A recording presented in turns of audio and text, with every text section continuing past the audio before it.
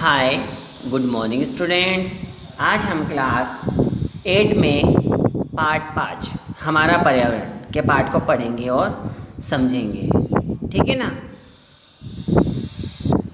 आइए स्टार्ट करते हैं ना।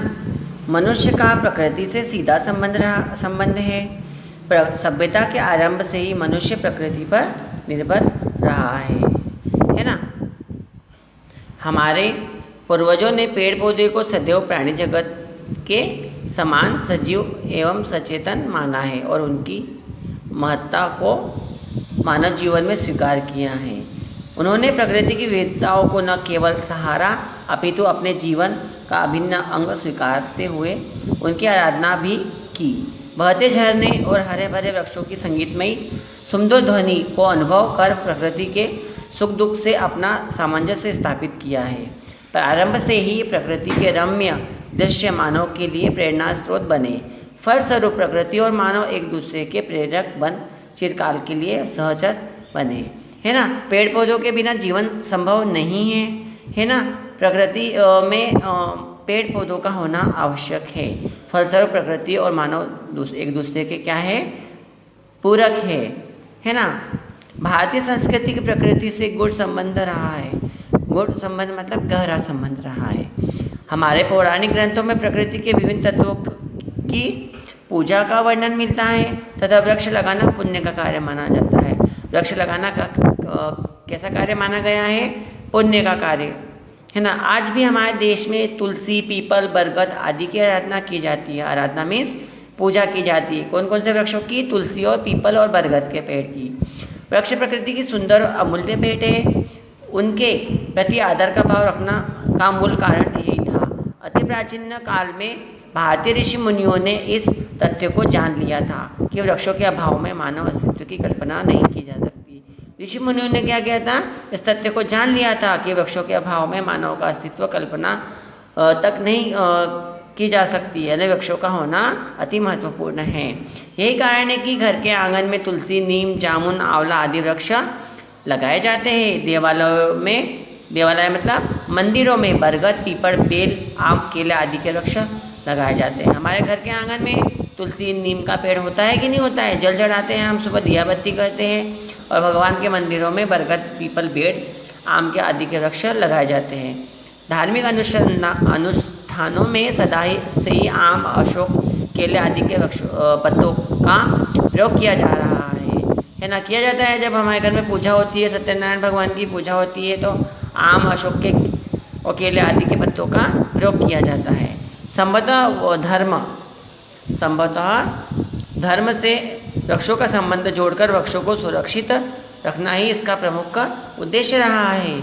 आज से हजारों वर्ष पूर्व आयुर्वेद ज्ञाताओं ने विभिन्न वृक्षों, पौधे, जड़ी बूटियों के गुणों और उनकी विशेषताओं का अध्ययन किया है। अनेक ग्रंथ लिखे हैं। कंदमूल, फल, स्वच्छ वायु, जल, छाल, लकड़ी देने वाले इन वृक्षों की उपयोगिता के बारे में मानव को जानकारी दी है। वृक्षों से ही हमें जड़ी बूटियाँ, अनेक गुणों से पदार्थ हमें प्राप्त होते हैं। अनेक ग्रंथ भी लिखे हैं। और कंदमूल, स्वच्छ फल, वायु, छाल, लकड़ी देने वाले वृक्षों से ही हमें प्राप्त होते हैं। चलिए आगे। पक्षी स्वच्छंद विचरण करते हैं। पशु आज कल्पना का विषय बनते जा रहे हैं। पुराने समय में वृक्ष, पेड़ पौधे ज़्यादा हुआ करते थे तो पशु पक्षी विचरण घूमा करते थे, पर आज के समय में वृक्ष कटते चले जा रहे हैं, है ना। परंतु मनुष्य को इसकी क्या परवाह? मनुष्य को इसकी परवाह नहीं है। कटते हैं तो कटने दो, पर वृक्ष लगाना एक पुण्य का कार्य हमने पहले ही स्टार्टिंग में पढ़ चुके हैं। प्रकृति के विधान में जब जब किसी ने हस्तक्षेप किया है उसको मुँह की खानी पड़ी है। प्रकृति पर किसी ने हस्तक्षेप किया है मतलब वाद विवाद किया है या कुछ बातें बोली है तो उसे मुँह की खानी पड़ी है। अतिवृष्टि के फलस्वरूप आदि बाढ़ और अनावृष्टि के कारण पड़ता भयंकर सूखा प्रकृति की ओर से मनुष्य के लिए चेतावनी है, जिससे वह समझते हुए भी अनदेखा कर रहे हैं। स्वतंत्रता के समय देश में आबादी 35 करोड़ के लगभग थी। आज यह बढ़कर 120 करोड़ से भी ऊपर हो चुकी है। जनसंख्या वृद्धि के कारण भोजन, वस्त्र और आवास की आवश्यकताओं की पूर्ति हेतु मानव ने प्रकृति का दोहन प्रारंभ कर दिया है। जनसंख्या वृद्धि के कारण भोजन, वस्त्र और आवास की आवश्यकताओं की पूर्ति नहीं हो पा रही है, इसलिए प्रकृति का मानव ने दोहन करना चालू कर दिया है। हिमालय की हरी भरी पर्वत श्रृंखलाएं हो या नीलगिरी के सघन वन, सभी जनसंख्या वृद्धि से प्रभावित हुए हैं। वृक्षों की कटाई के कारण सघन वन भी नष्ट होने की कगार पर जा पहुँचे है ना। जनसंख्या वृद्धि से प्रभावित सभी चीज़ें हुई हैं, तो वृक्षों की कटाई के कारण भी सभी वन नष्ट होते जा रहे हैं। बढ़ती आवश्यकताएं, बदलते जीवन स्तर और बढ़ते उद्योग धंधों को भी वृक्ष उन्मूलन के गंभीर कारणों में सम्मिलित किया जाता है। वृक्षहीन पहाड़ों पर जब तेज वर्षा पड़ती है, वृक्षहीन पहाड़ मतलब जब जो वृक्षों पर पहाड़ ना हो, तो वहाँ तो वर्षा का पानी करोड़ों टन मिट्टी बहा ले जाती है। मिट्टी बहने से बड़े बड़े पत्थर खसकने लगते हैं, जिससे पहाड़ों का क्षय होता जा रहा है ना।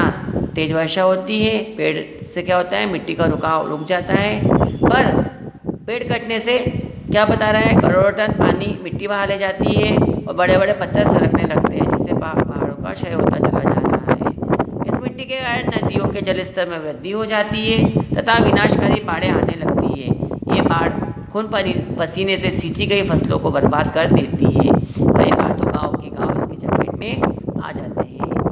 अमूल्य जनधन की हानि होती है। प्रकृति के इस प्रलयकारी रूप से लोगों को त्राही त्राही मच जाती है। जनसंख्या वृद्धि और प्राकृतिक आपदाओं के कारण विकास की योजनाएं असफल हो जाती है और असंतुलन बढ़ता जाता है। देखा है पेड़ हमारे लिए कितने आवश्यक है ना। पेड़ ना हो तो कितना जनजीवन हमारा अस्त व्यस्त होता चला जाता है। वैज्ञानिक उन्नति और औद्योगिकरण ने धीरे धीरे मनुष्य को विनाश कगार पर ला खड़ा किया है ना। वैज्ञानिक उन्नति हो रही है तो धीरे धीरे मनुष्य विनाश की ओर जा रहा है।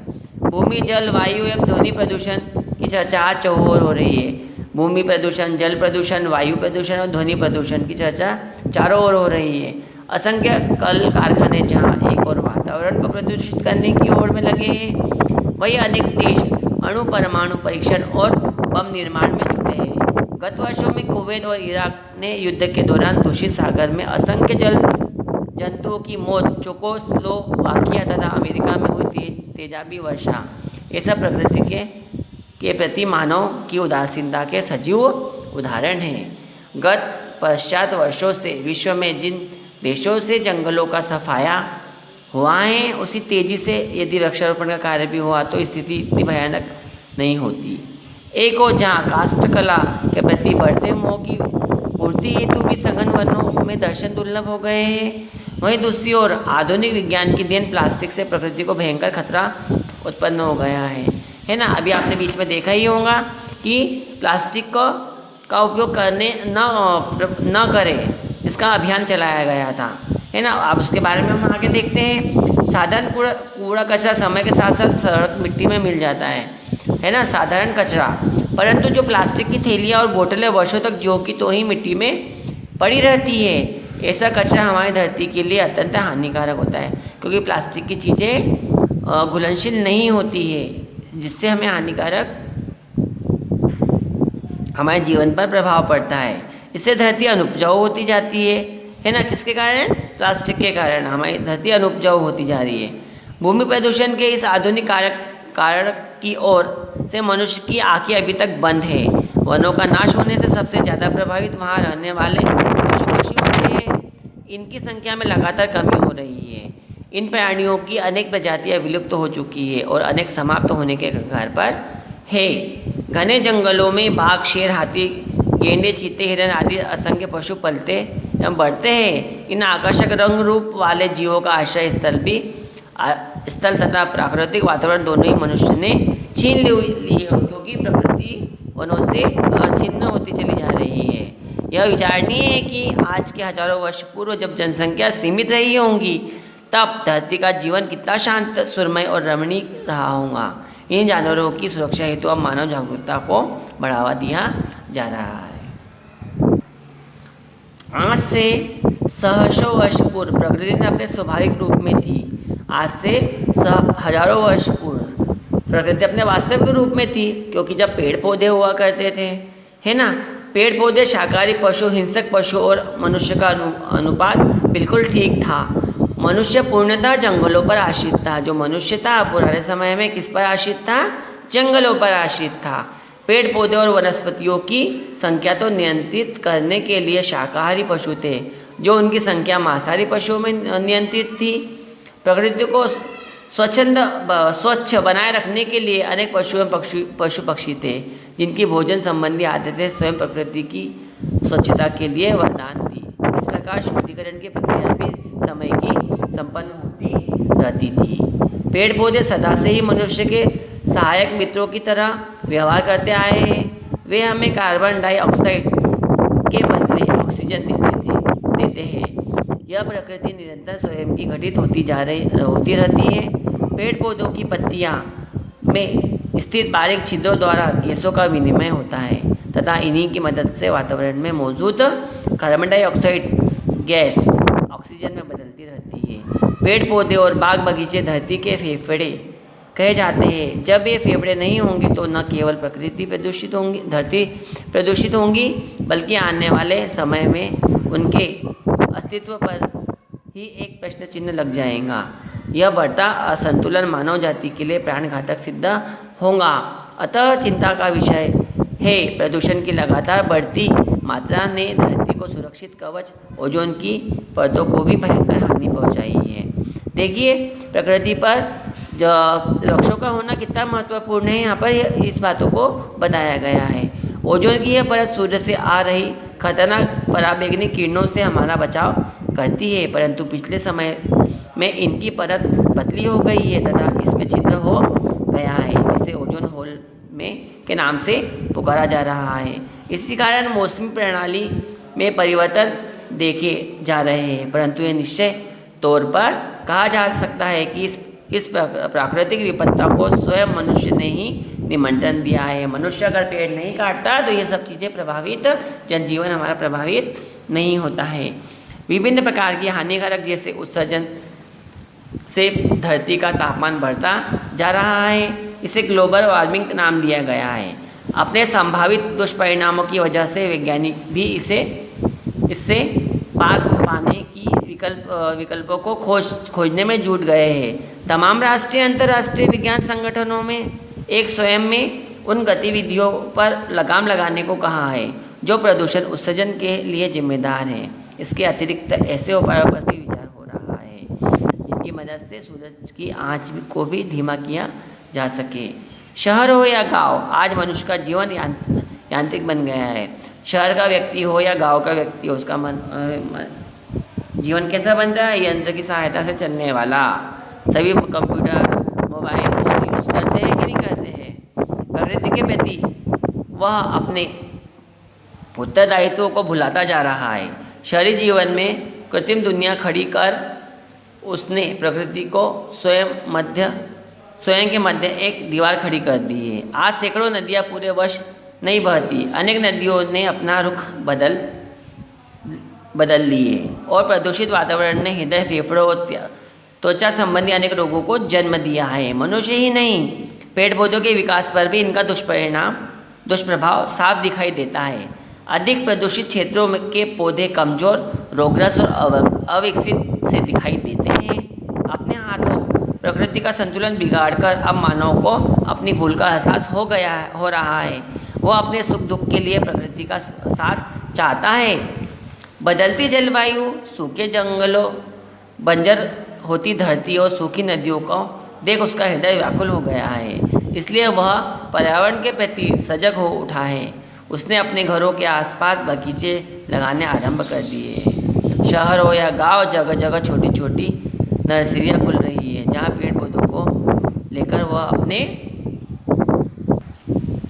आसपास के वातावरण को शुद्ध करने में लगा हुआ है ना। हम भी करते हैं अपने यहाँ घरों में, गच्ची पर ऊपर गमलों में पेड़ पौधे लगाते हैं, फल सब्जियाँ उगाते हैं, है ना। तो आजकल लोगों ने नर्सरी खोल ली है। दिशा में सरकारी प्रयत्न भी वन महोत्सव, वृक्ष लगाओ अभियान, पहाड़ी ढलानों पर वृक्षारोपण जैसे कार्यक्रम के रूप में देखे जा सकते हैं ना। लगाते हैं ना, आजकल लोग वृक्षारोपण कार्यक्रम का आयोजन करते हैं। तो यहाँ पर अब कार्यक्रमों का आयोजन किया जा रहा है, जैसे हमारे देश में भी वन संपदा के विस्तार के लिए बहुत आयामी प्रयत्न किए जा रहे हैं।